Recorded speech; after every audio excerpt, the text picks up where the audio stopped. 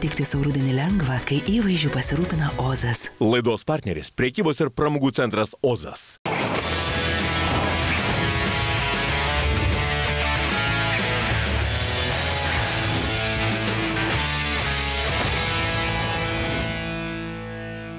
Labas vakaras, žiūrite laidą Vilnius gyvai ir šiandien kalbėsime apie mūsų naujųjų laikų ydą – darboholizmą. O anksčiau sakydavo, kad žmogų darbas puošia. Dar sakydavo, kad darbas ne vilkas ir dar sako, kad jeigu nori, kad pasaga neštų laimę, reikia prisikalti ją prie bato ir arti kaip arklys. Na, bet jeigu jau šiandien grįžote iš darbų, nusiplovėte rankas su muilu, išsiverėte žolelių arbatos, pagardinote ją medumi, jau pagyrėte vaikus ir jų piešinius, praleiskite porą valandų kartu. Ievos balsas gali sudaryti jums mielą foną ir tokiu atveju, jeigu grįžote namo, įsijungėte televizorių, tačiau vėl įlindote į darbo kompiuterį. Ach, tai dabar aš tik tai fonas. Na ką, siūlau pažiūrėti, ką šiandien matysime laidoje Vilnius gyvai. Fonas aš tau. Fonas. Fonas. Mikrofonas. Tada gerai. Gramofonas. Megafonas. Saksafonas. iPhonas. Kiek aš daug turiu žodžių žodinę. Aš tik šiandien sužinau, kad darboholikė esu. Visi pasveikinkim Astą. Labas, Asta. Ką žmonės gali manyti apie mane, kai aš perku tapetus, ant kurių didžiausias snukis kiaulės. Nu va, nusivažiavo. Koncertai netgi išgydo. Aš esu daug kartų pasveikusi po koncerto. Bent jau mes neturėtume tos gėdos, kurį apturim kiekvieną kartą, kai atvažiuoja normali šalis, atsivežia savo ten filmavimo grupę, nufilmuoja mūsų rūbinės, rodo ir juokiasi. Yra tokios kelnės, šiaulietiškai tai galėčiau pavadinti raitūzais. Tai galiu drąsiai teigti iš vyriškos pozicijos, kad tai yra šlikštesnio daikto, neįmanomas užsidėti ant savęs. Ir kitas dalykas, kad nežinau, kas tą sukūrė, bet akivaizdžiai nekenčia moterų. Bet ar nebūtų protingiau apsigyventi ten, kur visas veiksmas? Tai aš ir gyvenu mašinai. Važiuodavau į kliniką pagulėti prie lašelinės, nes jau nebeturiu niekai va taip va. Kuri šūda, reiškia, esi šūdas pats iš pagrindų, o ne dėl to, kad tave kažkas tai privertė ten.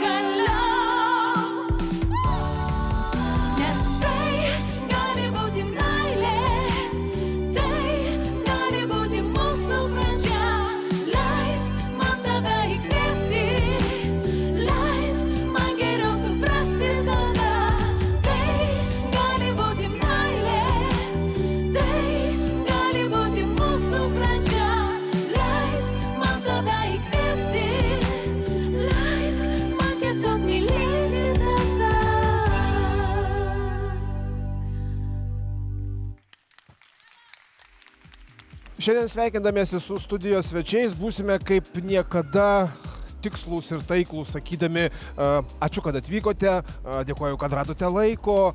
Iš tikrųjų neįsivaizduojate, kaip sunku darboholikus ištraukti iš jų komforto zonos. Na, smagu buvo pasimatyti, gerai, galime eiti. Pala. Leiskit bent jau pristatyti mūsų vakaro svečiai darboholizmo temą. Tai virtuvės mitų griovėjas Alfas Ivanauskas, renginių vedėjas Dainius Martinaitis ir žavi moteris ir dainininkė Asta Pilipaitė. Pradėsiu nuo Alfo, jeigu jūs nieko prieš, ar ne? Sekantiems tavo gyvenimą Facebook'e iš tikrųjų gali ir susisukti galva. Vieną dieną tu pusryčiauji Vilniuje, kitą dieną tu jau esi Paryžiuje. Žiūrėk, po piet tu jau esi Maldyvų salose. Tau pačiam neapsisuka galva nuo tokio tempo? Ne, iš tiesų tai neapsisuka. Kai planuoja, aš manau, kuo daugiau planuoja ir kuo žmogus turi daugiau veiklos, tuo jis lengviau jie gali susiplanuoti. Tai kalba tie ir sako tie, kurie turi labai mažai turbūt darbų ir sako, oi, neturėsiu šiandien laiko susitikimui arba neturėsiu laiko nuvažiuoti kažkur tai ir padaryti dar vieną darbą. Bet kai tu žinai, kad laiko yra labai mažai, tu taip susiplanuoji ir susiplanuoji labai daug, kad per dieną neišvaistytum to laiko. Dainiau, sakyk, kad tau yra pačiam tekę pusryčius valgyti Mažeikiuose, pietus Telšiuose, vakarienę Klaipėdoj ir ne iš noro pažinti Lietuvą, bet darbai. Reikėtų galbūt gerai pagalvoti, bet tikriausiai yra tekę. Bet tikrai nedažnai. Prastas jūs darboholikas. Aš nežinau, ką aš čia veikiu. Šitas žodis yra visiškai man netinkamas. Darboholikas. Nors aš galiu 2-3 paras dirbti išėlės, bet paskui būtinai pasidarysiu laiko poilsiui. Po reklamos žiūrėkite. Aš tik šiandien sužinau, kad darboholikė esu. Visi pasveikinkim Astą. Labas, Asta. Ką žmonės gali manyti apie mane, kai aš perku tapetus, ant kurių didžiausias snukis kiaulės? Nu va, nusivažiavo. Važiuodavau į kliniką pagulėti prie lašelinės, nes jau nebeturiu niekaip, va taip va. Kuri šūda, reiškia, esi šūdas pats iš pagrindų, o ne dėl to, kad tave kažkas tai privertė. Sako, kad jūsų darbas yra pats nuostabiausias. Greičiausiai taip ir yra.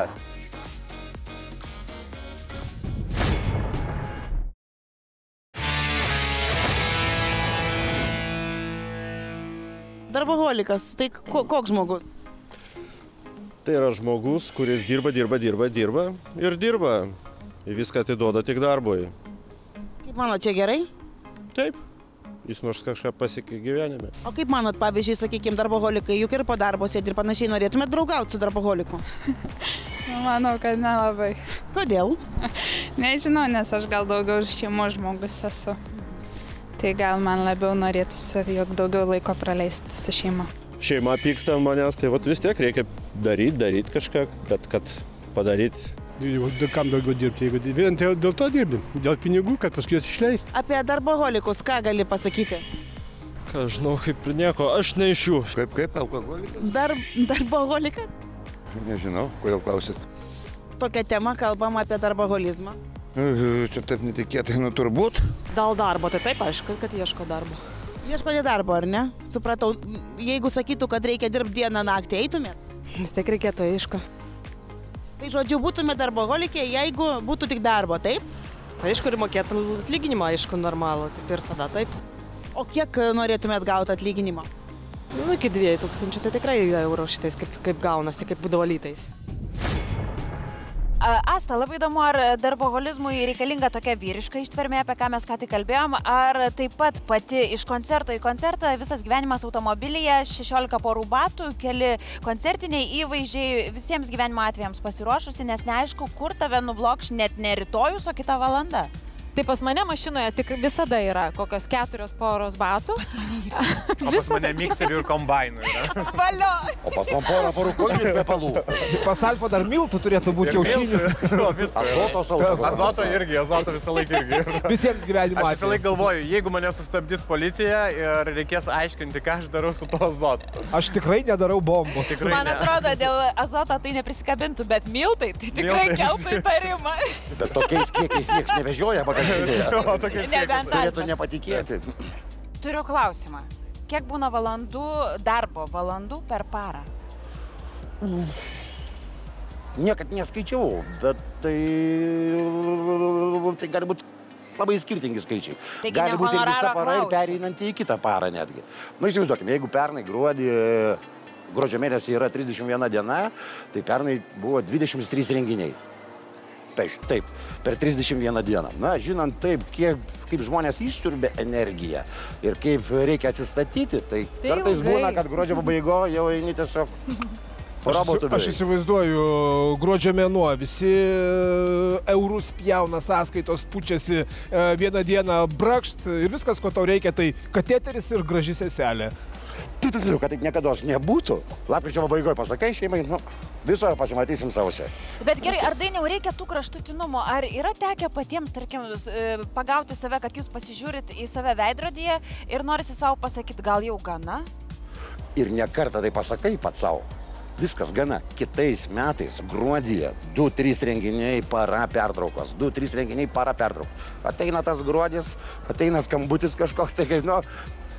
Ai, gerai, viskas. Ir vėl viskas tas pats. Aš turbūt gal paantrinsiu ir pasakysiu, kad ne viskas dėl pinigų. Kartais tiesiog tai darai, todėl kad žmonėm tu esi tas, kurį jie nori matyti to šventinį laikotarpį ir padaryti jiems šventę, suteikti tą šventę. Ir kartais taip, yra sudėtinga ir tu aukoji savo tą laiką, bet tu kaip matai jų spindinčias akis, aš dabar truputį pasakysiu reklamiškai, bet jeigu žmonėm norisi matyti tave jų renginyje ir jiem nuo to didžiulis kaifas, tai kodėl to nepadarius? Jie randa stebuklingus žodžius, kaip įkalbėti, žinai, kad tu pasilaukai truputėlį. Ai, nu tikrai. Gerai. Bet yra teisybė, kad, kaip ir Dainius minėjo anksčiau, nors žmonės ir išsiurbia tą energiją, bet iš kitos pusės jie labai ir pakrauna. Vienareikšmiškai. Kai tu matai tą pasitenkinimą, jūs visi stovite scenoje vienu ar kitu atveju, ar ne? Tai kažkuria prasme tai turbūt irgi motyvuoja. Taip, honorarą visada malonu gauti, bet pats didžiausias malonumas yra, kada išeinant, jeigu vakare buvo kokie 50 svečių ir vos ne kiekvienas svečias išeinant apsirengia, dar ieško akimis tavęs, kad būtent su tavim atsisveikinti ir pasakyti ačiū. Mano atveju net ir pamaitinami žmonės, tai ko daugiau reikia?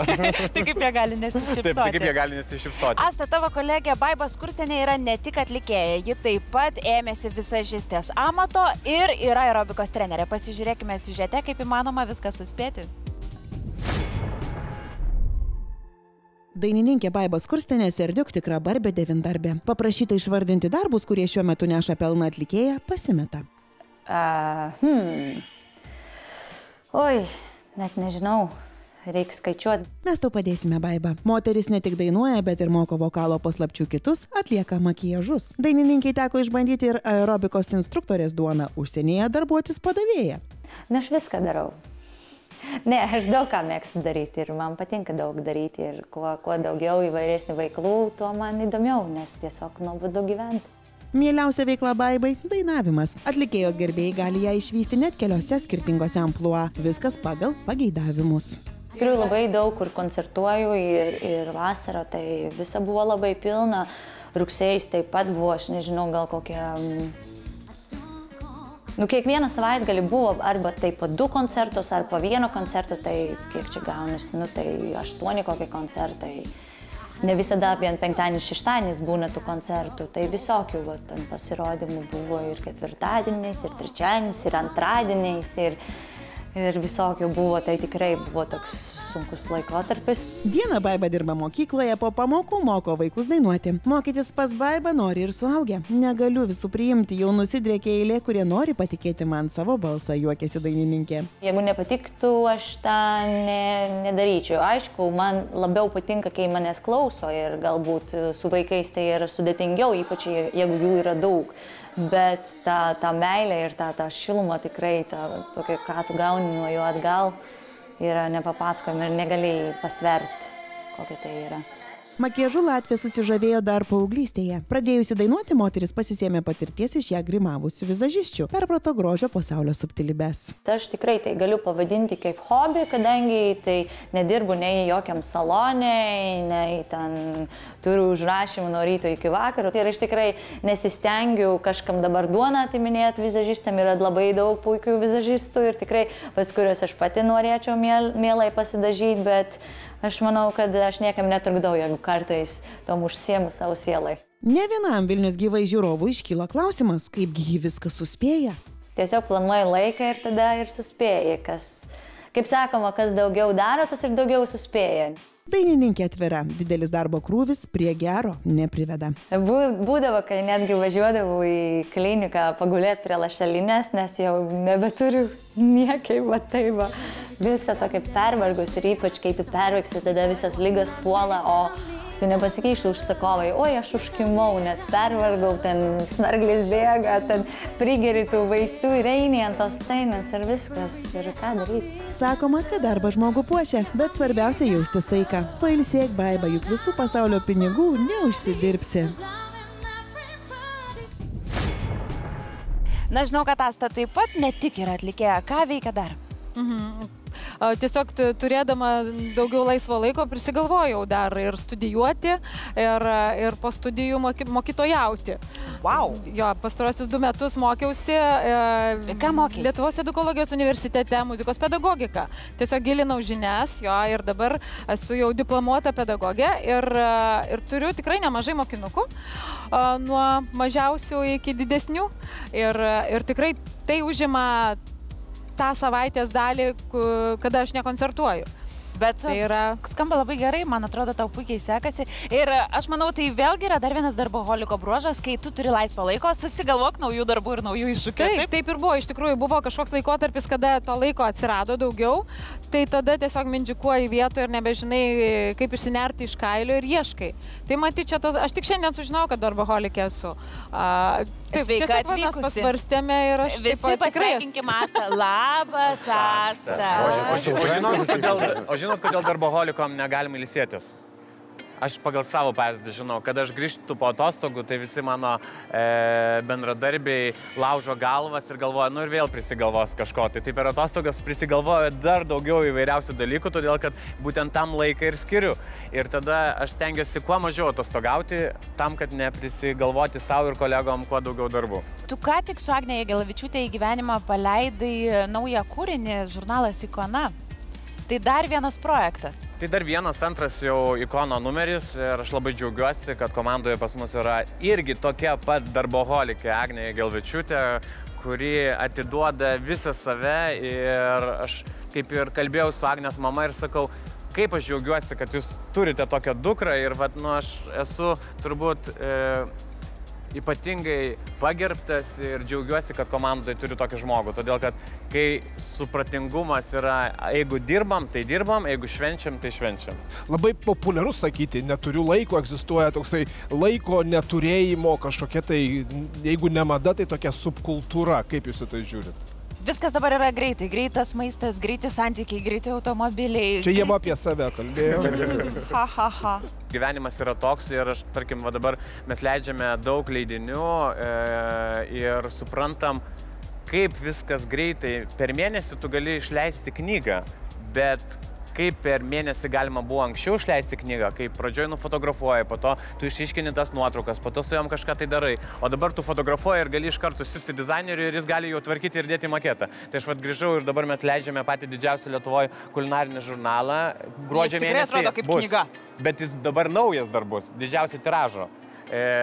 Vadinsis Verdu ir kepu ir mes iš karto siunčiame dizaineriui ir iš karto dėliojame ir iš karto jau vyksta moketo darbai. Tai prieš metų 10 tai būtų tiesiog neįmanoma. Taip, tai lygiai taip pat tu dabar sėdi, va čia aš dabar galiu užsakyti prekes į namus ir jau važiuodamas namo prie durų stovi maišai, kurie... Štai ką jisai darė prieš laidą, sakinėjo maistą į namus. Bet kartais iš tiesų aš taupau laiką ir anksčiau mėgdavau labai naktimis apsipirkinėti, o dabar... Nes nėra eilių.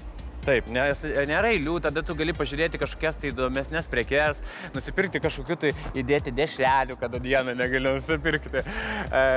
O tu galvoji apie tai, ką žmonės ras tavo pirkinių krepšelėje, kaip čia Alfas Ivanauskas valgo sasiską? Ne, aš stengiuosi apie tai negalvoti, bet kai prie kasų tavęs kasininkė pradeda klausinėti, o ką gaminsit iš to? Arba, o čia, žinot, noriu pasidalinti receptu. Tai tada tu pradedi matyti, kad žmonėm tai turbūt svarbu, kad tu dėdėsi, jiem rūpi, kad tu dėdėsi. Ir tada aš pradedu mąstyti, kad iš tiesų gal reikia galvoti, kad tu kartais dėdėsi. Nes pavyzdžiui, man reikia fotosesijom kartais nupirkti tokio baisumo tapetų, bet aš jas matau kitaip. Aš jas žiūriu kaip į meną ir matau ne kaip tapetus namuose, kuriuos galima prilipdyti prie sienos, bet kaip po lėkšte, tam tikrą kompoziciją ir aš jas perku ir galvoju, ką žmonės gali manyti apie mane, kai aš perku tapetus, ant kurių didžiausias snukis kiaulės. Dainiau, sakyk, o pačiam kaip atrodo tas darboholizmas, jeigu galim sakyti, kam jis labiau tinka? Tai sėdint namuose moteris dar daugiau dirba negu vyras, darydamas kokį nors verslą, sakykime. Čia, aš manau, yra tiesiog žmogaus būsena. Tas darboholizmas yra... Dirbi ne tam, kad viską uždirbti, o jeigu daug dirbi, vadinasi, tau tiesiog gerai, tau neša malonumą darbas. Ir viskas, kada įeini į tokią būseną, tai manau, kad visiškai nesvarbu, ar vyras, ar moteris. Tiesiog dirbi tam, kad būtų gerai. Šiandien pas mus studijoje dominuoja pramogų pasaulio atstovai, bet darboholizmas nebūtinai šou verslo dalis, yra žmonės, pavyzdžiui, chirurgai, kurių darbo diena yra lygiai taip pat neprognozuojama, nenormuojama. Na, o mes netrukus pasižiūrėsime reportažą apie žmogų mediką, chirurgą ir muzikantą. Taigi siužetas apie Lauryną Šarkiną. Pažiūrėkim. Grupė Saulės Kliošo būgnininką Lauryną Šarkiną žino ko gero visi kokybiškos muzikos gerbėjai, bet daugeliui faktas, kad jis vaikų chirurgas, išvers iš klumpių. Kas jo gyvenime atsirado pirma - muzika ar medicina? Ten, nežinau, 5., 4. klasė gal ten. O mokiausi groti fleitą, paskui klarnetu, paskui saksofonu, paskui ten, nežinau, jau savo norų, paskui gitara ir taip toliau. Bet tai buvo pirmieji žingsniai apie mediciną, dar tada iš vis nebuvo kalbos. Pasirinkti chirurgo profesiją Laurynui patarė artimieji. Vaikučių padėkos byloja. Laurynas jiems išties reikalingas, o ir kolegos negaili gerų žodžių. Na, iš tikrųjų labai linksmas ir nuoširdus žmogus, labai dėmesingas, skiria dėmesį visiems pacientam. Ir iš tikrųjų, labai kantrus, kadangi mūsų darbe iš tikrųjų yra taip gan sudėtinga, kartais reikia tos kantrybės. Laurynas tik kukliai nudelbė akis ir jei norėtumėte pagirti už gerus darbus, kuriuos jis daro kasdien, geriau taip nesielkite. Jis įsitikinęs, kad tai jo pareiga ir jokių filosofinių pagražinimų auksiniuose rėmeliuose jam nereikia. Tai yra profesija, tai yra darbas, galbūt džiaugiuosi, kad esu vaikų daktaras, kas man teikia daugiau džiaugsmo, man patinka bendrauti su vaikais. Tai tas indėlis, kai jauti, kad kažką tai padarei, tai jisai toks, nežinau, kažkoks tai savotiškai, jeigu gerai viską suvoki, tai supranti, kad jis labai menkas. Gydytojo profesiją ir barabadinimą būgnais Laurynui iki šiol pavyko kuo puikiausiai suderinti. Jei ryte jį aptiktumėte operacinėje, Laurynas būtų kuo puikiausiai išsimiegojęs. Mat koncertų ir darbo grafiką derina taip, kad po ilgo vakaro laikant būgnų lazdeles, ryte skalpelio laikyti nereikėtų. Turi gerbti ir vieną dalyką, ir kitą, tai kažkaip turi stengtis ateiti pailsėjęs ir vienur, ir kitur. Taip stengiuosi ir suderinti. Laurynas atviras, tiesus ir teisingas žmogus. Dirbdamas chirurgu pakištukų neima, būdamas scenoje nepataikauja masėms. Visada turim pasirinkimą.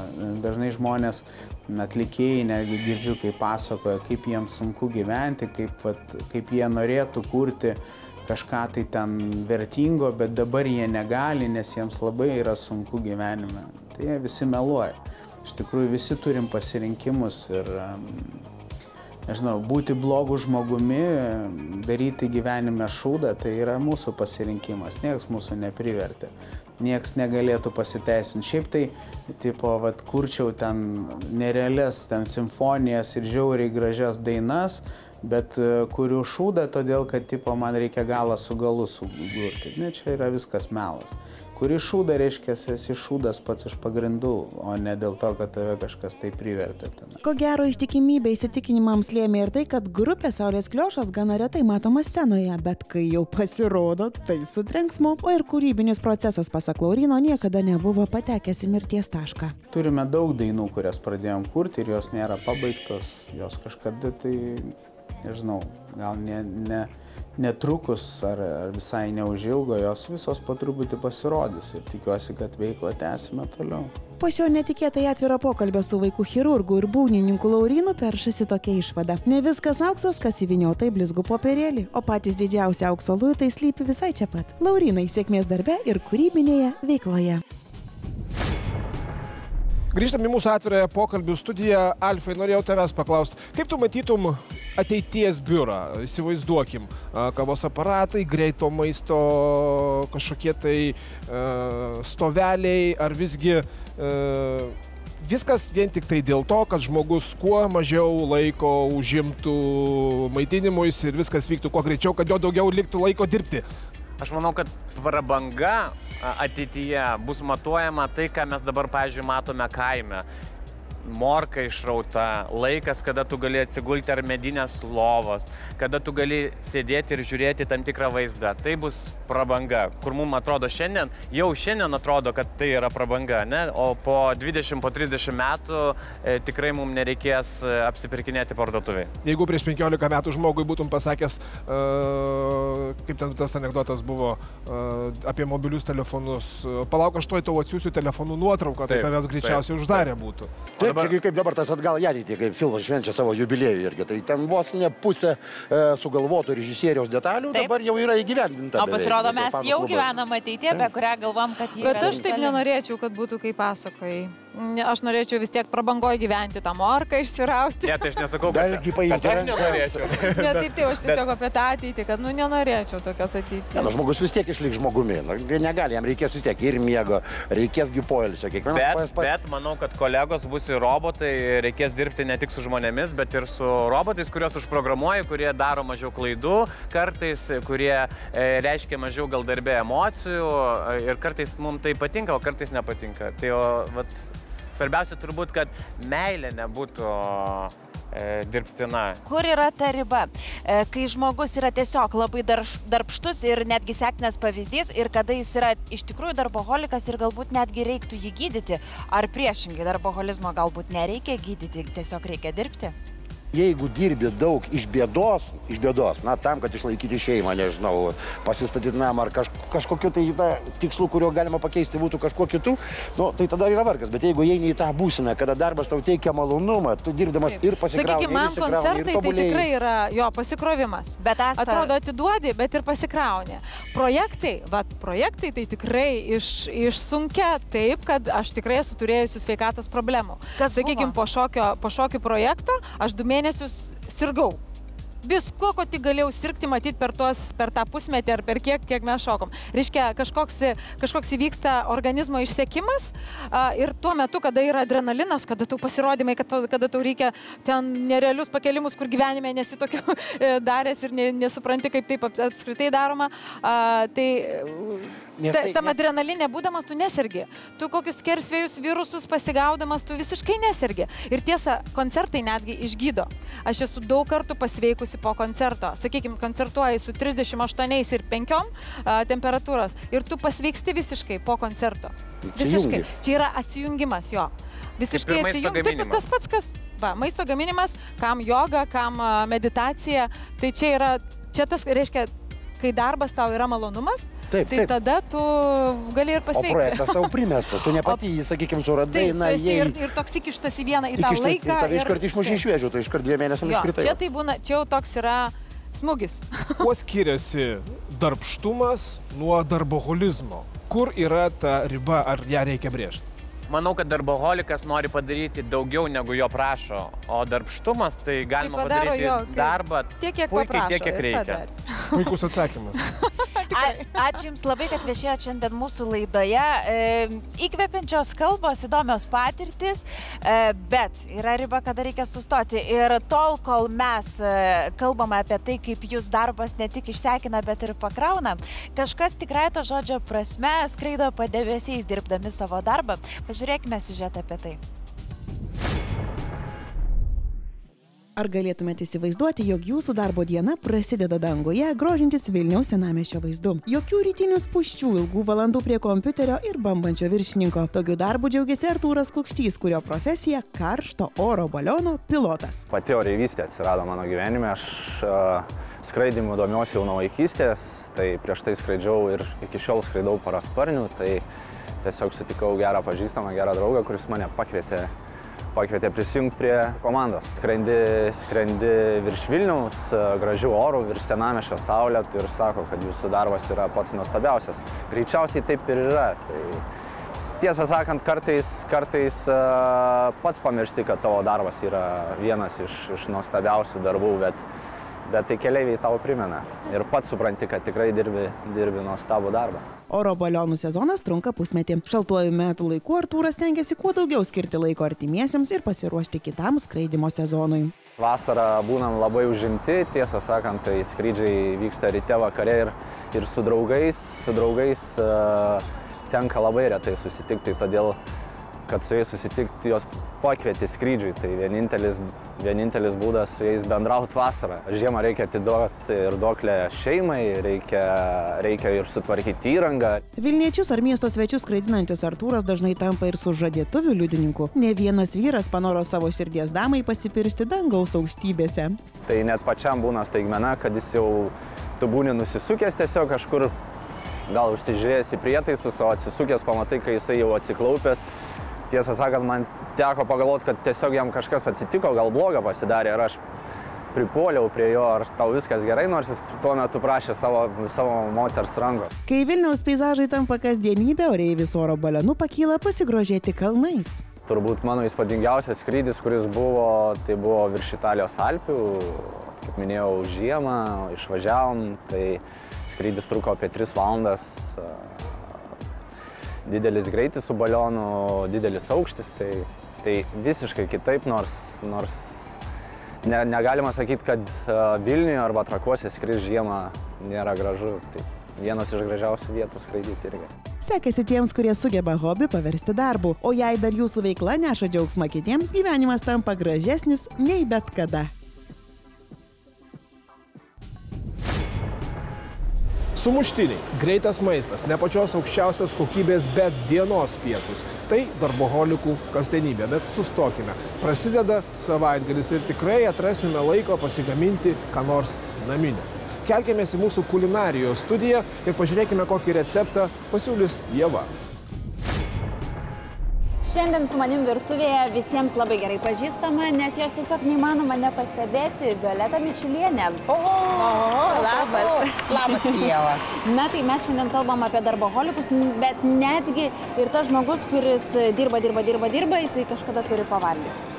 Ne, tas, kuris dirba iš tikrųjų, tas ir turi pavalgyti. Man labai patiko, močiutė sakydavo, prieš karą, kada priimdavo žmogų dirbti, darbininką, pirmiausia jam duodo valgyti, žiūrėdavo, kad jis valgo ir tik tada jį samdydavo. Jeigu apie tai turi, dirbsi. Ne, bon. Žinai dar, kaip sako, kas nevalgo, duona valgo sausą. Kas nedirba, mielas vaikas, tam ir duonos duoti nereikia. Taigi, šiandien mes gaminsime ką? Mes gaminsime ką tik visai šviežiai, jeigu pastebėjai mano rudas įdegis, aš ką tik grįžau iš Kipro, tai ne solariumas, ne grimas, aš grįžau iš Kipro ir ten užvalgiau salotas, jūriniam vienam restorane pasigavau kipriotą, padavėjai ir sakau, greitai, ta prasme, kalkis, pasako. Mes jis viską išdavė. Ir aš pagalvojau, kad labai gražiai prieš jūrų gėrybės mums pateikė tas salotas, be galo gaivės, fantastiškas.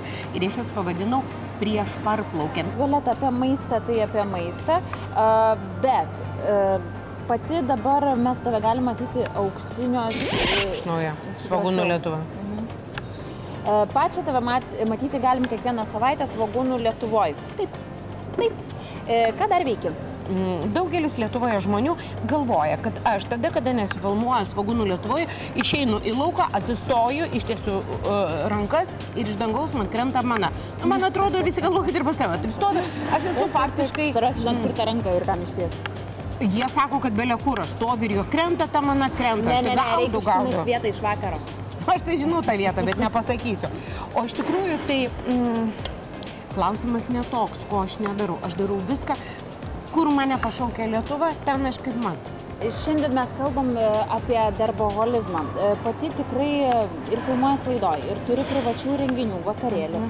Bet panašu, kad visas veiksmo epicentras yra sostinė, o pati gyveni kur? Subačiuj. Taip, Kupiškio rajone.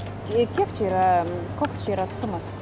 Čia yra Lietuva. Iš tikrųjų, aš kurią čia dieną, atsiprašau, aš iš karto pertraukiu, nes dabar imu mozzarella. Kiek čia tų agurkų dar pjaustyt?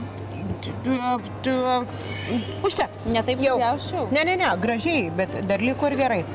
Aš noriu pasakyti, kad pagal viską aš paimsiu bliūdelį, nupilsiu nereikalingas sulteles. Kodėl aš klausiu, kur tu gyveni? Aš žinau, kad tu gyveni ne Vilniui ir laiko, darboholikai labai taupo laiką, o panašu... Gyvenu mašinų. Mašinai? Taip, 4 golfas, bet aš dabar įkeisiu, todėl kad jis taip mažutis atitarnavo gražiai. Bet ar nebūtų protingiau apsigyventi ten, kur visas veiksmas? Tai aš ir gyvenu mašinai. Dabar aš negaliu, dabar sustoju. Gerai. Ir dabar aš taip papjausti, o tuo metu aš rodau netikėtą dalyką. Aš turiu tokį aparatą, jis asmeniškas, jo aš čia neradau. Jis man yra labai toks, geras tuo, kad jis daro netikėtai. Jeigu reikia susmulkinti, sakysim, svogūną ir jis griaužia akis, reikia riešutus, juos visus, prašom, žiūrim, sumetu aš į savo šitą stebuklingą aparačiuką, sumetu aš riešutus, kuriuos supjaustyt, ir tada vienu rankos judesiu pradedu. O, koks damutės prietaisas. Svarbiausia, visai kaip gyvenime, žinot, iš kokios virvelės patenka. Taip, patraukiu iš virvelės ir durelės pačios atsidarys. Lietuvių liaudės pasaka.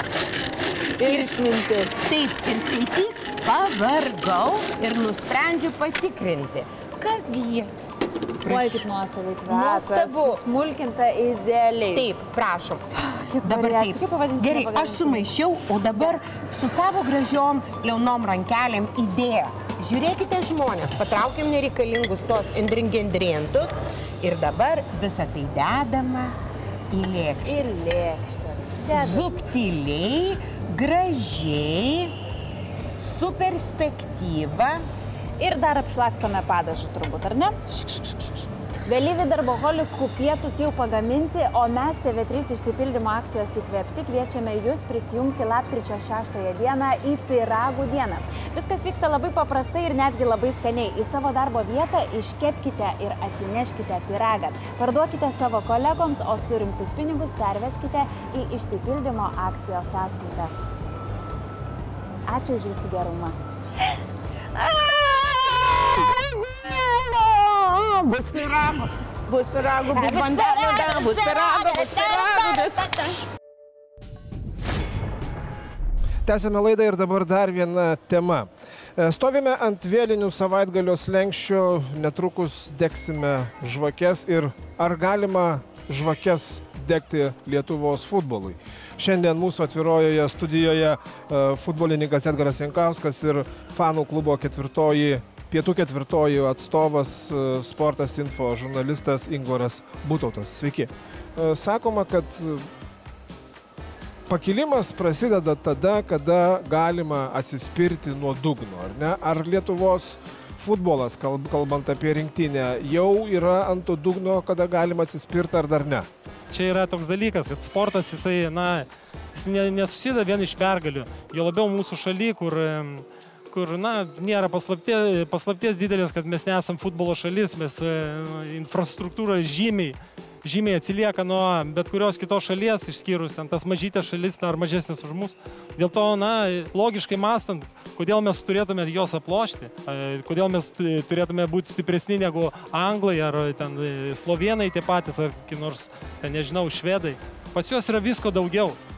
Pas mus jau atsiranda nemažai aikščių ir regionuose, bet pas juos yra daugiau, visko daugiau. Reiškia, turim kaip ir tokį logiškai, galbūt ir tas rezultatas neturėtų čia mūsų labai stebinti. Ko gero, Lietuva yra unikali šalis, nes aš manau, kad vienintelė arba viena iš labai kelių Europos šalių, kur futbolas nėra populiariausia sporto šaka.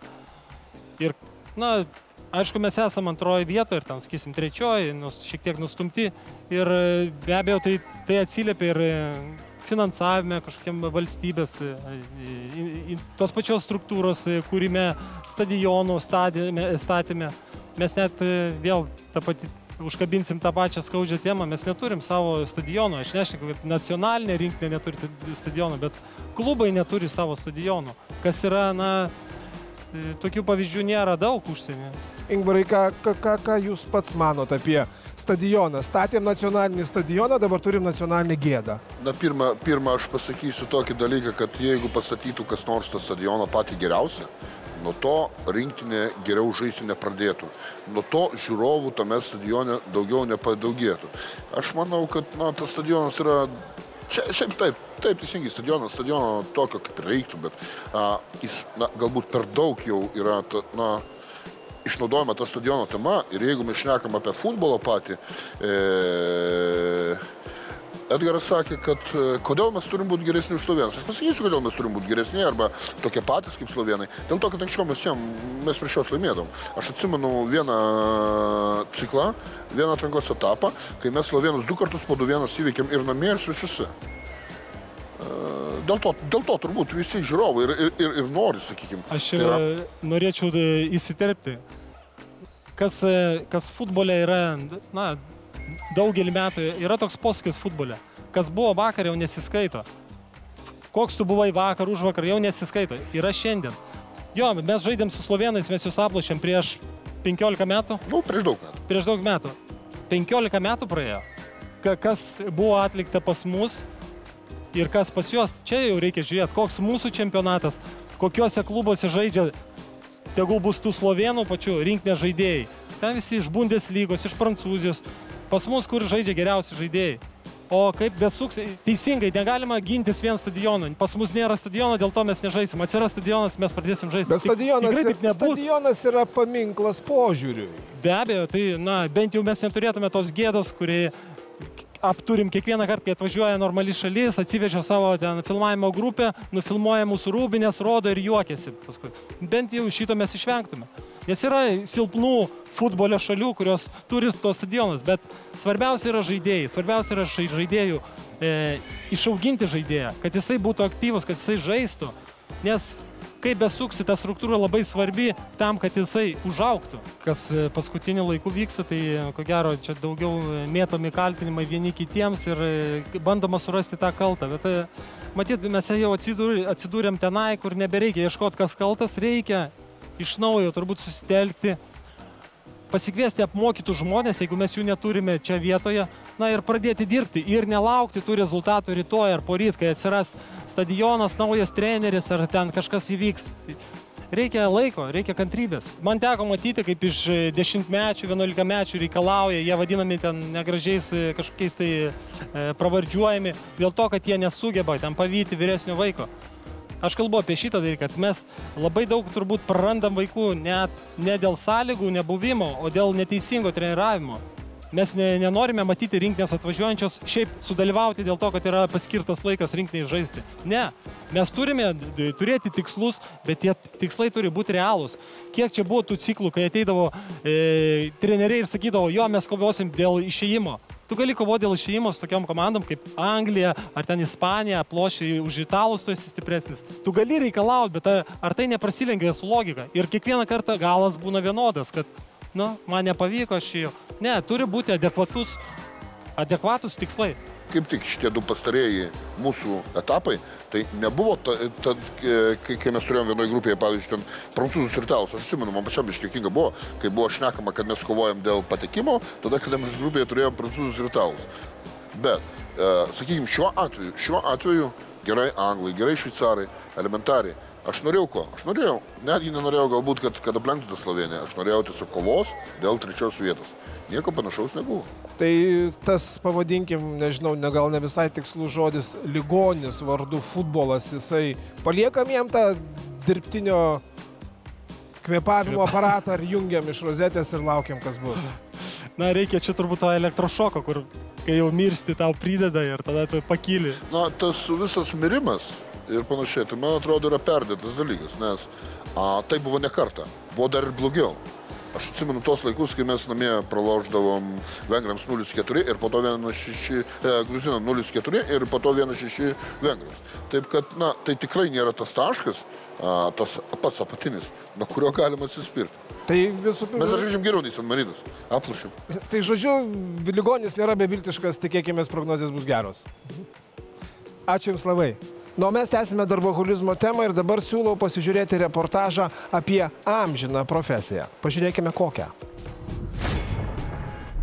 Į gražią medinę dėžutę su baltais nėriniais atsigulsime visi. Skamba makabriškai, tačiau apsilankę liaudiškai tariant pas graborius, nemalonių emocijų ar mirties alsavimo į nugarą tikrai nepajautėme. Juk kažkam tą darbą reikia daryti, o verslas skirtingai nei žmonės išties nemirtingas. Darboholikų įmonės vadovas Skirmantas Grigutis savęs vadinti nedrįsta, tačiau pripažįsta, jog buvo momentų, kuomet teko dirbti ir naktimis. Būdavo, kad, pavyzdžiui, nestandartinį karstą kažkada esam darę, kad labai stambus žmogus numirė, jie čia lakstė po visos laidojimo kampanijas, niekur negavo, po to pas mus atvažiavo. Tai teko praktiškai vos ne per naktį ir padaryti tą karstą. Skirmantas Grigutis atvirai pasakoja, jog neplanavo savo gyvenime kalti karstų, tačiau pradėjęs jais prekiauti vėliau ėmėsi šio verslo. Kaip ta konkurencija? Negąsdino niekas, nešaudė, negriovė, nedegino? Buvo ir pabandymų pagąsdinti, buvo. Bet kažkaip taip viskas užsibaigė, jau dabar daug metų, kaip ramiai dirbame. Beveik 20 metų gyvuojanti įmonė prie Paluknio miestelio veikia kone 24 valandas per parą. Karstai čia daromi iš lietuviškos medienos, lakuojami, džiovinami, gražinami ir siunčiami į 10 užsienio šalių. Jis jau poliruotas, aš rankinėmis išgrįžu. Paskui, kur, suktuvai yra, kaip dangtis užsidniga, suktuvai 4 vatų. Skilutės 4 nors. Čia mano darbas. Kiek tų karstų paruošėt? Aš nežinau, kaip šiandien tai daugiau kaip 30. Per mėnesį įmonėje pagaminama apie 500 karstų. Visgi didžiausia rinka sava lietuviška, pasakoja Skirmantas. Pigiausias karstas – 100 eurų, brangiausias ąžuolinis – 1000 eurų. Nepaslaptis, jog prekyboje karstų kaina ženkliai šokteli. Skirmanto paklausėme, ar daug reikia sveikatos, turint tokį verslą. Tikrai daug. Būdavo, kad ir nesiseka. Aš atsimenu, Norvegiją išvežėm visą pūrą karstų ir praktiškai visi sudužo, nes galbūt ne visai patys buvom gerai supakavę, nors ten aišku buvo pagal visą tą fotografijas ir visą kitą, kad akivaizdžiai matėsi, kad lyg tai stabdyta ir po to staigiai atleistas tas stabdis, tie karstai suvažiavo, tai ir nuostolis buvo, iš kurio reikėjo vėl bristi. Ramybės ir tvirtybės nemariame versle, palytėtame amžinybės. Daugelis iš mūsų yra girdėjęs posakį, jog nepakeičiamų nėra. Taigi, skubu jūs visus nuraminti, tai netiesa. O tęsiant temą apie tuos, kurie be veiklos negali, kviečiu susipažinti su vienu mūsų herojumi sporto klube VS Fitness. Artūrui Lebedenko 31, pamišęs dėl darbo, sporto, sveikos gyvensenos ir šiek tiek dėl savo merginos. Sportą Artūras atrado prieš 6 metus. Vaikystėje sirgęs epilepsija vyras jau buvo susitaikęs su mintimi, kad dėl sveikatos problemų niekada neturės svajonių kūno. Svėriau 59 kg ir iš tikrųjų atrodžiau kaip mergaitė. Gavau labai gerą patarimą iš savo tėčio, kuris pasakė, jeigu tu nori pasikeisti, pasimk abonementą minimum metam, tuomet pamatysi kažkokius pokyčius. Į sporto klubą VS Fitness Artūras keliauja anksti ryte. Kartu su laidos Vilnius gyvai herojumi sportuoja ir širdies draugė Ieva, kuri padedama Artūro gali džiaugtis pavydėtiną figūrą.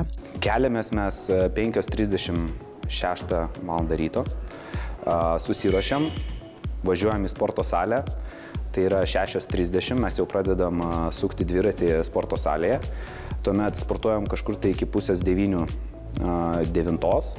Grįžtam namo, papusryčiaujam, lekiam į darbą 10 valandai, tuomet dirbam iki 7, kartais iki 7:30, grįžtam namo. Jau dabar po metų laiko keltis anksti nėra sunku. Net ir savaitgaliais atsikeliam be žadintuvo. Socialinėme tinklalapyje motyvuotų atletų grupę sukūręs vaikinas tikisi, kad savo pavyzdžių įkvėps ir kitus. Motyvuotų atletų grupės įkūrimas, noras padėti kitiem, pasidalinti patirtim ir buvo tai, kas privertė mano širdį dainuoti ir aš tai pradėjau daryti nuoširdžiai ir darau tai iki šiol nuoširdžiai, norėdamas tiesiog paskatinti žmonės sportuoti, judėti. Artūras internete sulaukė kritikos dėl to, jog dažnai mėgaujasi nesveikų maistų, picos, šokoladukai, kepsniai dažnas maistas ant vaikino stalo. Tačiau tokiems aštrėliežuviams jis turi atsakymą, kodėl taip elgiasi. Labai yra sunku laikytis tos griežtos sportinės mitybos paprastam žmogui. Valgyti virtą vištieną su ryžiais ir tą daryti ištisus metus. Tai, sakyčiau, yra neįmanoma ir visi mes nuklysim ir nuklystam po savaitės, po mėnesio. Todėl valgant subalansuotą mitybą, tu laikaisi griežto režimo 80-90% ir leidi savo tos 10% pasimėgauti tais produktais, kuriuos tu mėgsti. Nors Artūras itin užimtas žmogus, jo širdies draugė apipilta dėmesiu. Visai neseniai pora grįžo iš atostogų Amerikoje, o po naujųjų ir vėl planuoja išvykti ilsėtis. Mes turim iš tikrųjų į dieną turbūt kelias valandas, kada mes galim pasidžiaugti ir savaitgaliais. Darbo metu, kadangi dirbam abu centre, tai susitinkam kavos išgerti, mes tiesiog tai paskirstom tą laiką, kad mums užtenka, bet mes ir gyvenam realiai 2 žmonių gyvenimą. Labai daug draugų į tą gyvenimą neįeina, tai mes tiesiog taip džiesiai ir leidžiam laiką. Jei nori, viską gali suspėti, svarbiausia griežta dienotvarkė ir mylimo žmogaus palaikymas, įsitikinęs Artūras. Darboholikai, nekaltinkite aplinkybių, kodėl nesiseka visko suspėti, o imkite pavyzdį iš Artūro. Jeigu aš pasakau geltonas batas, apie ką jūs pirmiausia pagalvojate? Taip, apie legendinius Timberland batelius. Geltonieji batai buvo tiesiog mados šaukliai dar 90-ame dešimtmetyje. Jeigu neturėjai šių geltonųjų, tai koks iš tavęs hiphoperis arba tada neturi jokios teisės vadinti savęs Milano stiliaiva. Ir šiais metais jie švenčia savo 10 metų jubiliejų Baltijos šalise. O koks jubiliejus be dovanų? Timberland įsteigė net 80 eurų vertės dovaną. Naujos kartos Black Forest, kepurę ir pirštinės, kad nesušaltumėt brangieji. O dovana gaus tas, kas pirmasis suras ir atneš man dovanų raudonasias korteles. Bet prieš tai reikia iššifruoti šaradą, kuris skamba taip. Jie nesušlampa, nesuplyšta niekada, stichijų neįveikiama oda. Kartu tiesiog nesenstanti mada, tai reikia rasti tai ir dovana jau bus pasiekiama ranka. Po reklamos žiūrėkite. Nežinau, kas tą sukūrė, bet akivaizdžiai nekenčia moterų.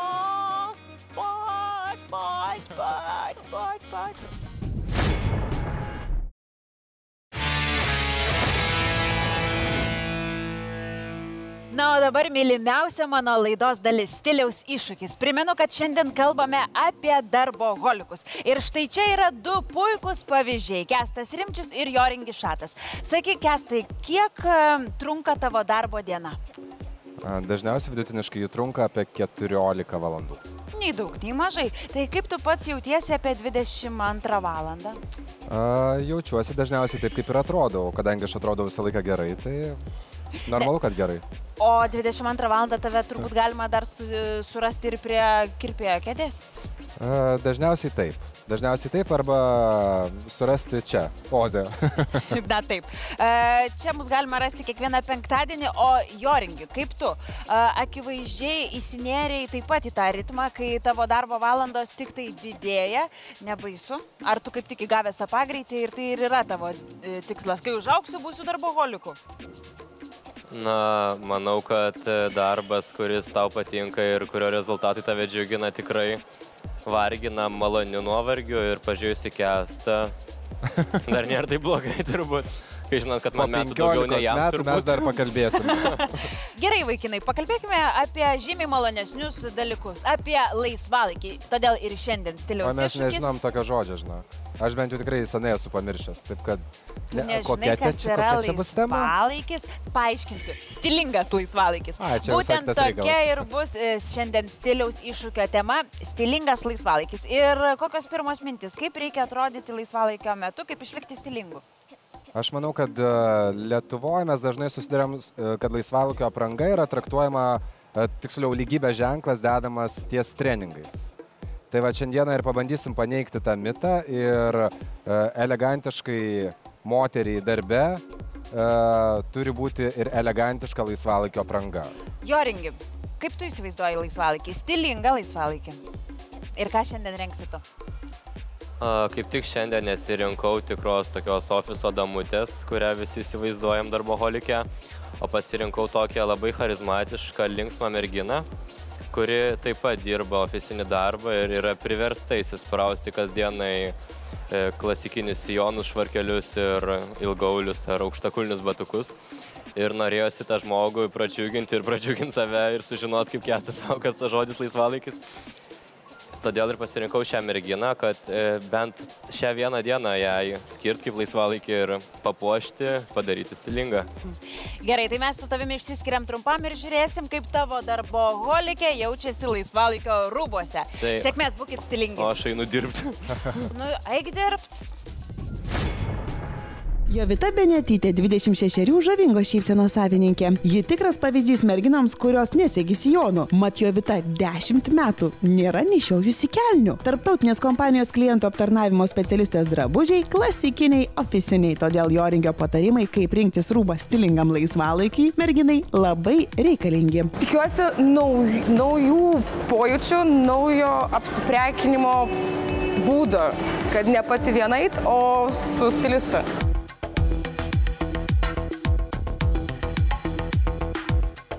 Stengiuosi paįvairinti ir ta klasika pas manęs būna spalvota, nebūna jinai vien tik tai juoda ir balta, pilka. Kaip blizga.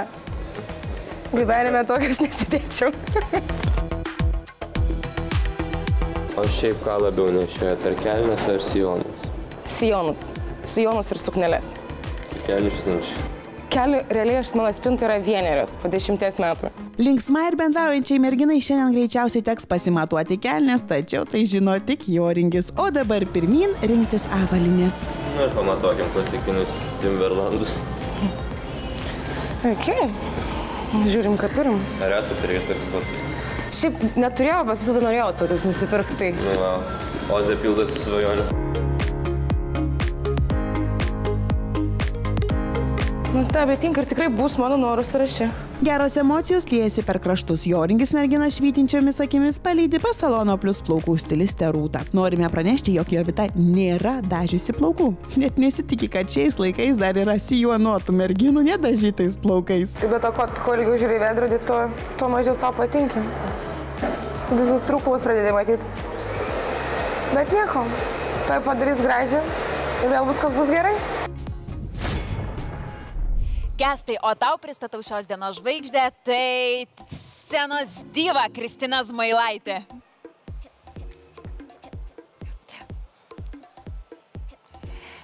Labas vakaras. Labas. Labai malonu matyti, kaip visada elegantiška. Kur jau. Kaip visada diva. Kaip visada diva, taip jau koduoja. Tai matai, aš pasakysiu tau mažą paslaptį, Kristina iš Šiaulių. Taip. O visi iš Šiaulių, tai tik tais divos ir te gimsta. Šiauliuose tik divos gimsta. Iš tikrųjų taip, mes esam pratę matyti jūs scenoje esate klasikiniam žanre. O kaip yra gyvenime? Ar išlieka ta klasika visame kame ir laisvalaikyje ir aprangos stiliuje?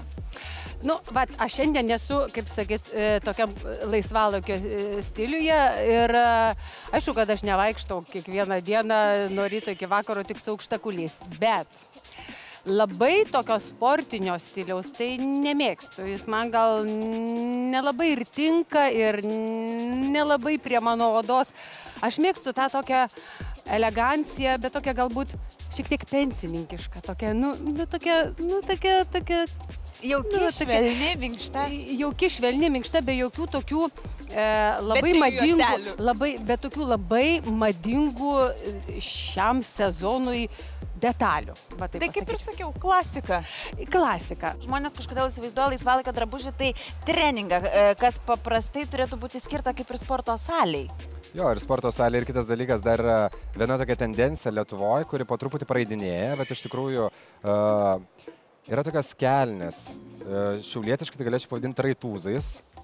Jos tokios storo trikotažo, kurio pažemintų klynų moterim. Tai galiu drąsiai teikti iš vyriškos pozicijos, kad tai yra šlikštesnio daikto, neįmanomas užsidėti ant savęs. Ir kitas dalykas, kad nežinau, kas tą sukūrė, bet akivaizdžiai nekenčia moterų. Tai, nes čia visos super mamos buvo momentas prieš kokius metus, kai ypatingai rudenį mes vadinam smėlio ir pilkus atspalvius, būdavo tokios pažemintų klynų kelnes, ūks stiliaus batai, kažkokia tai kurtkelė ir būtinai užrištas šalikas. Ir dabar esi tokia mamų unija po senamiestį, po parkus, po visur. Ir atrodo, kad gimus vaikui tai duoda ir tą uniformą, kurią tu privalai nešiotos 2 metus, kol tu neini į darbą. Aš negaliu nepastebėti tavo laisvalaikio kojinės yra su deimantais? Taip, nes aš esu prabangus žmogus. Va taip gyvena darboholikai. Taip. Aš irgi esu iš ausų, trupučiuką irgi deimantai. Ne, čia taip gyvena darboholikai, čia taip gyvena šiauliečiai normalūs. Ai, supratau, nežiūriu jūsų deimantais, aš suplunksnom, kaip vikšta perekšlė. Tu iš Kauno. Ai, aš iš Kauno, va čia ir skiriasi. Na taip, ta juoda dėmė pasė. Gerai, iš tikrųjų, man atrodo, pats metas eiti į parduotuves ir, kaip sako, ne žodžiais, o darbais mes laisvalaikį mylim. O, va taip ir sako. Gerai, gero jums šopingo. Ačiū. Gerai, tai mes su Kristina, taip sakant, paliekam tave pabūt su savim. Aš paperėsiu. Jo. Kęstuti? O, aš tikiuosi, aš nenuvilsiu šiauliečių. Šiandienos mano klientė yra Kristina Zmailaitė. Sakyčiau, viena elegantiškiausių scenos žvaigždžių Lietuvoje. Ir kaip šitas žmogus leidžia laisvalaikį? Manyčiau, kad ji turėtų gerti kavą su draugiam, vaikščioti į koncertų premjeras ir, aišku, po parduotuves. Tad šiandien mano užduotis padaryti jai ir sukurti laisvalaikio įvaizdį. Ką aš ir pabandysiu padaryti Oze. Ir šiandien man tokia labai ekstremali situacija, sakyčiau, susidarė. Išsirinkti rūbus savo laisvalaikiui. Nu ką, pabandysiu. Manyčiau, kad Kristinai radau puikų, tinkamą daiktą. Tada, kai ištvatins visą vyro kreditinę kortelę škuduram, tai galės prie perhauzo mėgoti ir nesušalt. Tačiau, manau, Kęstutis manęs nesupras. Ne, reikia pagalvoti. Reikia kažką rasti kitų. Geltona. Nešviesių moterų spalva. Visą laiką tamsiaplaukės rinktas geltoną spalvą. Ant jūsų, jį prie jūsų ženkliai atrodo tobuliau. Deimantai ir briliantai yra geriausias laisvalaikio aksesuaras. Na kągi, bandžiau pritemti prie striukių, prie sportinės tematikos, bet vis tiek man Kristina asocijuojasi su elegancija. Tad ieškokim kažko tai ženkliai moteriškesnio. Jeigu laisvalaikiu jums nepasiseka išsirinkti gero komplekto drabužių, tai nors gerai kvepėkit.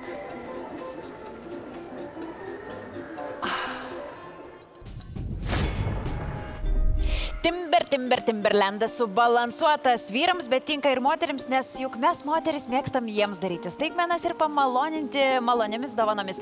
Vos tik spėjau paslėpti korteles ir štai čia jau mes turime tuos orientacininkus, kurie įveikia Ozo šaradą ir jau laukia čia. Prašau.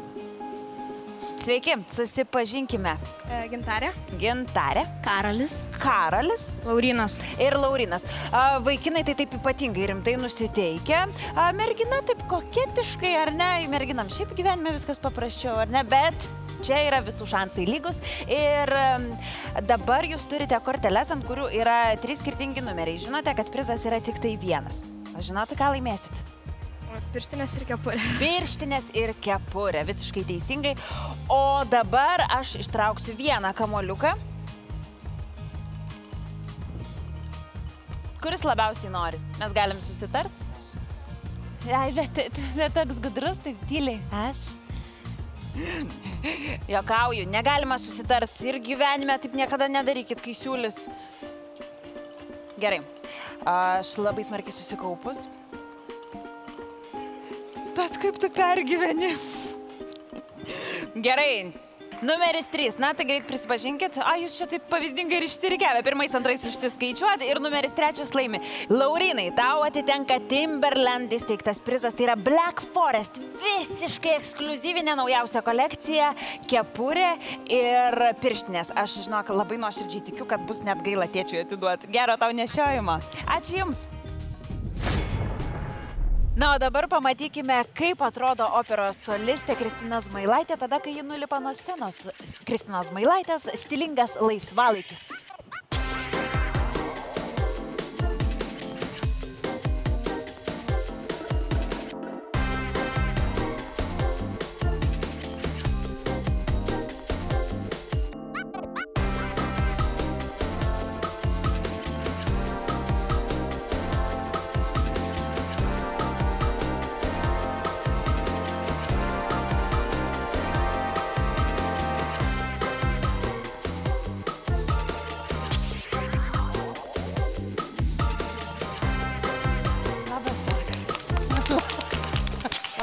Atrodė ypatingai profesionaliai. Tikrai matosi, kad laisvalaikio antras darbas. Tarp jų, mes mokėmės scenos judesys. Jūs ką galvojat, mes ten muzikos akademijoje? Dainuojat? Bet vat ir pasijuto, kad tikrai labai žaviai atrodot, gražiai, stilingai. Bet ar mes kada nors galėtumėm pamatyti Kristiną Zmailaitę stiliaus eksperimentuose, kur kažkas tai tokio jau kardinalaus, rizikingo? Jo, bet viską galima daryti, išskyrus šiuo momentu aš norėčiau likti blondinę. Vat kažkoks man toks blondiniškas dabar periodas. Bet žinokit, man irgi. Tai va, šiaip jo, galim pabandyti. Tai iš tikrųjų labai įdomu ir išgirsti paties Kęstučio nuomonę apie būtent tokį stilingą laisvalaikį. Pirmas žodis, kuris ateina į galvą, tai yra žodis saugiai. Saugiai. Iš principo viskas labai teisinga. Man tikrai kas labai patinka, tai tas nuostabus megztinis. Jis be galo pačiai tinka ir tik reikėtų jį įsigyti. Tas originalios detalės, va to šaliko pačio kapišono. Ar čia yra šalikas atskirai? Čia yra megztinis, o čia yra atskirai šalikas. Va šitas šalikas tai yra... Taip, nes iš pradžių buvo kitoks reikalas. Čia nerealiai. Čia buvo visiškai kitoks pasirinkimas, bet paskutiniu momentu aš išvydau šitą šaliką ir mes viską pakeitėm per 3 sekundės. Bet vat kartais tai būna, tai yra labai turbūt moteriška, ar ne? Mes palūštam pamatę daiktą. Bet čia yra labai gerai. Iš tikrųjų, nes vat nuėmus tą šaliką ir pasidaro... Nuobodu. Taip. Vienintelį ką dalyką, toks mano asmeninis patarimas. Visą laiką renkantis džinsus ir turint palaidą palaidinę, rinktis truputį ilgesnę. Tada neskaldysit silueto, nes per tą vietą, kur yra džinsų juosmuo ir palaidinės siūlė, jūs iš karto save labai platinat. Tai va, jeigu palaidinė būtų kokiais 7 cm ilgesnė, tiesiog vizualiai prie žemakulnių batų jūs atrodomėt, kojos būtų ilgesnės ir truputį aukštesnė. Bet šiaip tai viskas puikiai. Dar vienas momentas, aš dar kabinčiau kažką ilgesnio ant kaklo. Nebuvo laiko, būčiau viską susikabinus. Visi darboholikai taip sako, neturiu laiko, esu užsiėmęs ir bėgu į repeticiją. O dabar bėgat į parduotuves, nes Kęstas pridalino tikrai gerų, įdomių patarimų. Bet man atrodo, dabar mes pamatysime žymiai rizikingesnį, stilingą laisvalaikį.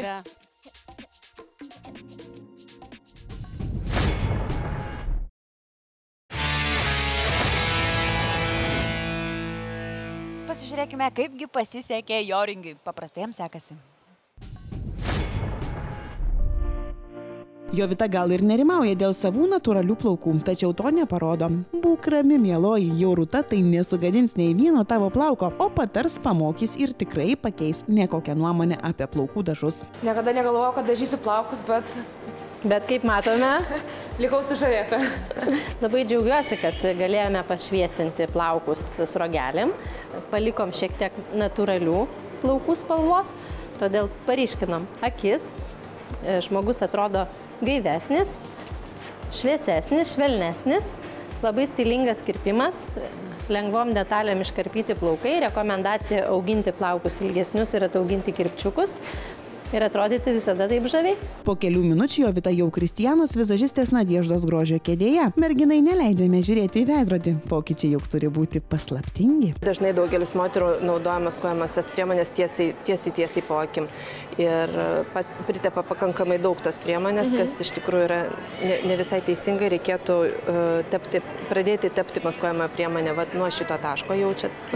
Visos moteris, visi žmonės turi čia įdubimą. Tai pradedant tepti nuo čia, paskui jau kas lieka, mes išsklaidom tiesiog po akimi. Tokiu būdu po akim gaunasi labai plonas sluoksnis ir akis atrodys daug gaivesnė, bet nebus apkrauta priemonės ir makiažas neatrodys kaip grimas. Nereikia iš savęs daryti kito svetimo žmogaus, reikia atrasti tai, ką jūs turit gražiausia ir šiek tiek pakoreguoti tai, kas galbūt ne visada patinka. Darbai baigti, Jovita nuo galvos iki kojų paruošta turiningam ir stilingam laisvalaikiui. Taigi prašom, Jovita, veidrodis tavo. Labai keista ir labai gražu, neįprasta visai man.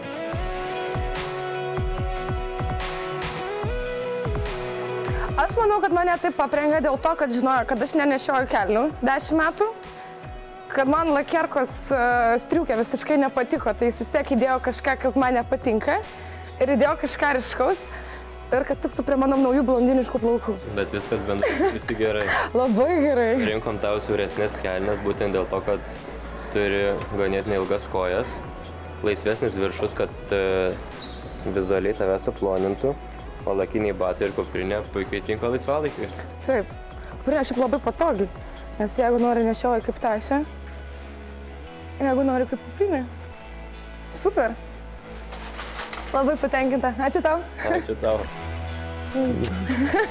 Plaukai nudažyti, vietoj sijono kelnės batai blizga. Bet Jovita laiminga, jai tinka ir patinka, jo ringis net bučkį gavo. Vis tik stiliaus pokyčiai verčia susimastyti apie drabužius esančius spintoje. Sutikite, diena praleista su profesionalais, turtinga žiniomis ir dar didesniu turtu, išryškėjusiu jūsų grožiu. Dėkui Jums, ačiū Dovanėlė, bet labiausiai ačiū visai komandai, visiems žmonėms ir mergaitės, berniukai, visi, kas norit pasijusti special, tai būtinai dalyvaukit ir pasijusti tikrai ypatingais. Ačiū Jums visiems. Mums iš tiesų reikėtų išmokti vieną gana paprastą dalyką – atsiriboti nuo darbų, kad ir koks akmuo besiristų nuo kalno. Todėl linkiu visiems išlysti iš savo kabinetų ir skirti laiko šeimai, draugams, artimiesiems. Na, o apie tai, kas vyks Vilniuje, papasakos Power Hit Radio. Labas, čia Power Hit Radio ir informacija apie savaitgalio renginius. Kino teatre Multikino jau galite pamatyti naują, fantastinį veiksmo ir specialiųjų efektų filmą Paskutinis raganų medžiotojas su greitu ir įsiutusiu žvaigžde Vinu Dieseliu. Šiuolaikinis pasaulis turi daug paslapčių, tačiau labiausiai nustebsite sužinoję, kad raganos vis dar gyvena tarp mūsų. Prieš daugelį metų Kolderiui, geriausiam kirvio ir kryžiaus ordino kariui, pavyko nugalėti raganą karalienę. Bėgo metai ir Kolderis liko vienintelis gyvas raganų medžiotojas. Tamsos pasaulio jėgoms padedant, netikėtai prisikėlusi raganų karalienė trokšta atkeršyti Kolderiui ir tuo pačiu sunaikinti žmoniją. Kolderis priverstas ruošti savo didžiausiai kovai.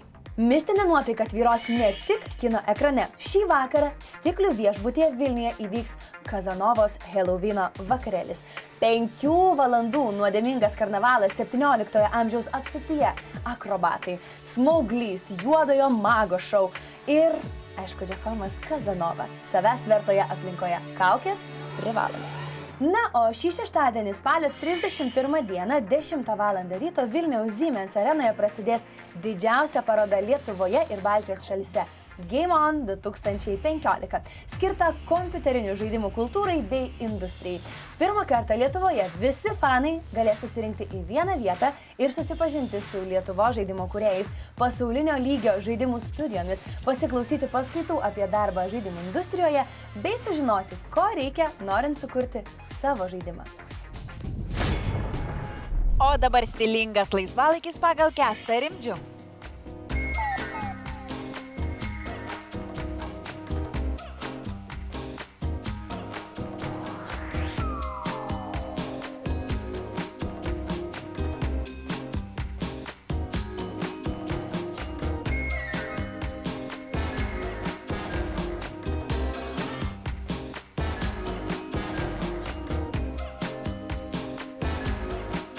Labas vakaras. Labas vakaras, Kristina. Iš tikrųjų, va taip apsirengusi, kaip leidžiate laisvalaikį? Praktiškai taip apsirengusi aš galiu eiti premjerą, aš jau Kęstui sakiau. Kai aš skiriu laiko savo, aš galiu taip eiti į restoraną, ir į darbą, ir į kavinę. Ir tiesiog puikiai taip jaučiuosi prie televizoriaus namie, kada sėdžiu. Kęstai, ar pritarė apie tai, kur galima eiti su tokia apranga, nes iš tikrųjų šitas laisvalaikis atrodo labai gerai. Ieva, tai vat pradėkime nuo to, kad kiekvienas iš mūsų skirtingai leidžiam laisvalaikį. Vieni šiuo atveju kapstosi darže, kiti eina su draugiam kavos ar į vakarėlius. Tai laisvalaikis yra labai plati tema ir šiaip aš manau, kad kiekvienas iš mūsų, jeigu dabar pasakytų, užsimerkit ir įsivaizduokit Kristiną Zmailaitę ir įsivaizduokit jos laisvalaikį, nu tikrai jau nebūtų treninginės kelnės ir atraitotas rankovės ir sukišta į lysvę rankos. Mes šitos temos net nenorim liesti ir nenorim apie šitą dalį net girdėti. Nes man Kristina Zmailaitė buvo ir išliks vienas iš elegancijos tokių simbolių, kokį mes pripratę matyti televizijos ekranuose ir aš manau, kad tokią pačią ir gyvenime. Ir man Kristina pasakė vieną paslaptį, kad jos vyras labai pyksta, nes jinai pastoviai, kaip ir jūs visos moteris, jinai yra tokia pati pasirodo, žvaigždė, neturi ką rengtis. Kristina. Aleliuja. Esu kalta. Oi, ne. Čia moteris dėl šito niekada nebūna kaltos. Čia kalti vyrai dėl to, kad per mažai laiko leidžia darbę arba per mažai uždirba. Leidžia, viską leidžia, bet bamba, viską leidžia, bet pabambėti jį reikia, na. O iš tikrųjų, tai kalbant apie visą tą įvaizdį, viskas atrodo labai elegantiškai. Tu tą norėjai pasakyti, jo? Labai. Bet kartu yra viskas kaip ir paprasta. Tai yra visiškai įvaizdis, kuris yra tobulai tinkantis gatvėje, tobulai tinkantis rudenį, žemakulniai batai, patogus. Po sijonų užtemti batfortai dabar, jie truputį vizualiai ilgina kojas, nes sijono ilgis iki pusės blauzdų. Jeigu mes dėtumėm kažkokius žemesnius batus, mes iš karto tą kirstumėm visą vaizdą. Vilnonis paltas, jis yra tiesiog šiltas, oversizas, kas dabar madinga, lemenė ant viršaus, vienas iš sezono topų, ką galima dėti ant bet kokio palto ir nebūtinai oversizinio.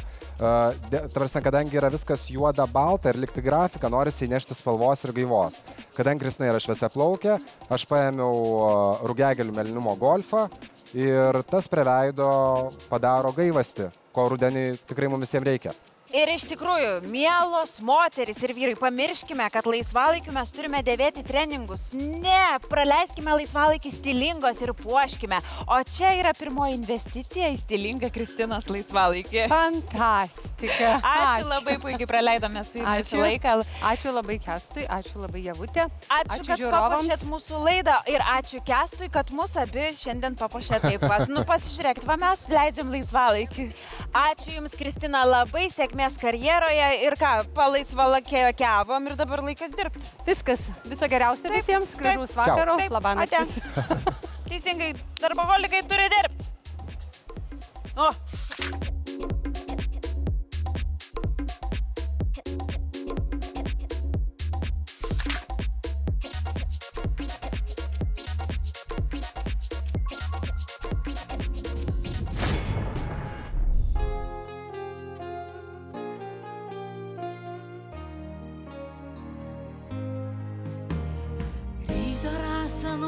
Žiedų nubrauksiu ir asotų delnų pasigausiu vėją.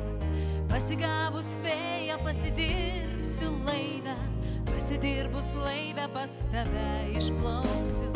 Rytą vakarą, žiemą vasarą, saulei šviečiant lietui lyjant, sningant sodams, riešutams byrant, lauk manęs. Vakarais po pievas rūkas vaikštinėja, aš tą visą rūką klonin susikviesiu. Šis muzikinis sveikinimas skrieja visiems, kurie buvo kartu su mumis. Dėkojame prekybos ir pramogų centrui Ozas, kino teatrui Multikino, sporto klubui VS Fitness, parduotuviai Timberland, interjero namams Dekorama ir fotopaslaugų lyderiams Lietuvoje Fotopro LT. Ačiū Salon Plus Ozas, SLA Academy Vilnius, interjero galerijai, Pušku, kofeinui ir be abejo Kęstui Rimdžiui už kiekvieną penktadienį sukurtą mano įvaizdį. Taip pat ir visiems žmonėms, kurie dirba kartu su mumis. Ačiū visiems mūsų žiūrėjusiems. Pasimatysime lygiai po savaitės. Bet labai svarbu, tikimės jūsų dėmesio šiek tiek anksčiau. Kitą penktadienį susitinkam 15:30. Kalbėsime apie tai, kokie yra šių dienų džentelmenai. Žiūrėk. Žiemą nukrisiu, sniegu tau ant delno, pavasarį išauksiu pirmąją žolę. Rytą vakarą, žiemą vasarą, saulė šviečiant lietui lyjant. Girdėjai, atlyginimą minimalų pakėlė 30 eurų. Girdėjai? 30 eurų. Va, žiūrėk. Imk. Ir eik, negailėk savo nieko. Galiu gražos net nešti. Iki. Laisvai. Iki.